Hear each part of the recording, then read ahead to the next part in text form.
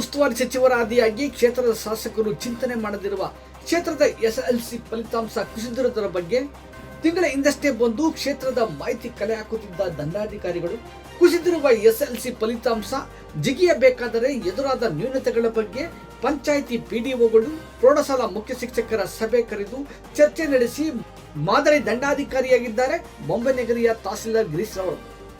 2024-25ನೇ ಸಾಲಿನ ಎಸ್ಎಸ್ಎಲ್ಸಿ ಫಲಿತಾಂಶ ಬೆಂಗಳೂರು ದಕ್ಷಿಣ ಜಿಲ್ಲೆ ಚನ್ನಪಟ್ಟಣ ತಾಲೂಕು ತೀವ್ರ ಕಳಪೆ ಪ್ರದರ್ಶನ ನೀಡಿತು ಎಂಬುದು ವಾಸ್ತವ. ತಲೆ ತಗ್ಗಿಸುವಂತಹ ವಿಚಾರವೇ ಸರಿ. ಅದೇನ ಹೇಳ್ತಾರಲ್ಲ, ಮೇಷ್ಟ್ರು ನಿಂತ್ಕಂಡಿ ಐಕ್ಳು ಓಡಾಡ್ಕಂಡಿ ಅಂತ.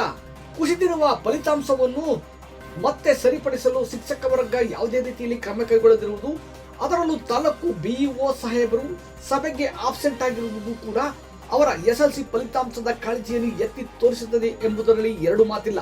ಸರ್ಕಾರಿ ಶಾಲೆಗಳು ತೆರೆಮರೆಗೆ ಸರಿಯುತ್ತಿರುವುದು ಕಳವಳಕಾರಿಯಾಗಿದೆ. ಇದಕ್ಕೆ ಇಂಬು ಕೊಡುವಂತೆ ಎದುರಾಗುತ್ತಿರುವ ಎಸ್ಎಲ್ಸಿ ಫಲಿತಾಂಶವೇ ಜ್ವಲಂತ ಸಾಕ್ಷಿಯಾಗಿದೆ ಎಂದೇ ವಿಷಾದಿಸಿದರು. ಎಸ್ಎಲ್ಸಿ ಫಲಿತಾಂಶ ವೃದ್ಧಿಯಾಗಲು ನ್ಯೂನತೆಯನ್ನು ಬಟ್ಟು ಮಾಡುವುದರ ಬದಲು ವಿದ್ಯಾರ್ಥಿಗಳಿಗೆ ಅವಶ್ಯಕತೆಯಾಗುವ ಮಾರ್ಗದರ್ಶನ ನೀಡಬೇಕಾಗಿರುವುದು ನಮ್ಮ ಕರ್ತವ್ಯವಾಗಿದೆ.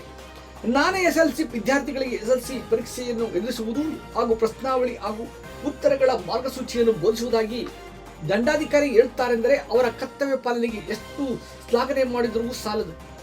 ಶಿಥಿಲಗೊಂಡಿರುವ ಶಾಲೆಗಳ ಬಗ್ಗೆ ಬಣ್ಣ ಸುಣ್ಣ, ಮೂಲಭೂತ ಸೌಕರ್ಯಗಳ ಬಗ್ಗೆ ಆಯಾಯ ಪಂಚಾಯಿತಿ ಪಿಡಿಒಗಳು ಮಾನವೀಯತೆಯ ಆಧಾರದ ಮೇಲೆ ಗಮನ ನೀಡಬೇಕು ಎಂದು ಹೇಳ್ತಾರೆ. 3 ತಾಸುಗಳ ಕಾಲ ಸಭೆ ನಡೆಸಿದ ತಾಲೂಕು ದಂಡಾಧಿಕಾರಿಗಳಿಗೆ ಪ್ರತಿ ಗ್ರಾಮ ಪಂಚಾಯಿತಿಯ ಪಂಚಾಯಿತಿ ಅಭಿವೃದ್ಧಿ ಅಧಿಕಾರಿಗಳು ಆಯಾಯ ಪ್ರೌಢಶಾಲೆಯ ಮುಖ್ಯ ಶಿಕ್ಷಕರುಗಳು ಪ್ರಶಂಸೆ ವ್ಯಕ್ತಪಡಿಸಿದ್ದು ವಿಶೇಷ ಅನಿಸಿತ್ತು. ಈ ಸಂದರ್ಭದಲ್ಲಿ ತಾಲೂಕು ಪಂಚಾಯಿತಿ ಕಾರ್ಯನಿರ್ವಹಣಾಧಿಕಾರಿ ಸಂದೀಪ್ ಹಾಗೂ ಅಕ್ಷರ ದಾಸೋಹ ಸಹಾಯಕ ನಿರ್ದೇಶಕ ಸಿದ್ದರಾಜು ಹಾಜರಿದ್ದರು. ಇವರಿಗೆ ಸರ್ಕಾರ ಸುತ್ತೋಲೆ ಏನಿದೆ, ಕಾನೂನು ಏನಿದೆ, ನಿಯಮಗಳಿದೆ ಹೇಳುವುದಕ್ಕೆ ಇವರು ಅದು ಇದನ್ನೇ ಮಾಡಬೇಕು ಅನ್ನೋಷ್ಟು ಬಹುಮತ ಕೊಟ್ಟಿಲ್ಲ. ಹಾಗಾಗಿ ನೀವೇನೇ ಅರ್ಜಿನ ಕೊಟ್ಟರು ಕೂಡ ಇವರು ನಿಮ್ಮ ಪರವಾಗಿರ್ತಾರೆ. ನೀವು ಸರ್ಕಾರಿ ಅಧಿಕಾರಿ, ಇವರು ಸರ್ಕಾರಿ ಅಧಿಕಾರಿ ನಿಮ್ಮ ಪರವಾಗಿರ್ತಾರೆ. ಆದ್ರೆ ಅವ್ರಿಗೆ ಇದು ಆಗ್ಲೇಬೇಕು ಅನ್ನೋಷ್ಟು ಸ್ವತಂತ್ರ ಕೊಟ್ಟಿಲ್ಲ. ಅದು ಆಗ್ಬೋದು, ಹಾಗೆ ಇರ್ಬೋದು. ನೋಡೋಣ ಮುಂದಿನ ದಿನಗಳಲ್ಲಿ ಯಾವ ಸದಸ್ಯರು ಯಾರಿದ್ದಾರೆ ಅವ್ರು ನಾನು ಮಾತಾಡ್ತಾ ಇರ್ತದೆ. ಯಾರು ಸಪೋರ್ಟ್ ಮಾಡ್ತೀನಿ ಅಂತ ಹೇಳಿದ್ರೆ ಸದಸ್ಯರುಗಳು ಅವ್ರ ಕಸ್ಟಮರ್ಸ್ ಮೀಟಿಂಗ್ ಮಾಡ್ತೀನಿ. ಓಕೆ, ಮುಗಿಸೋಣ ಮೀಟಿಂಗು. ಎಲ್ರಿಗೂ ನಮಸ್ಕಾರ.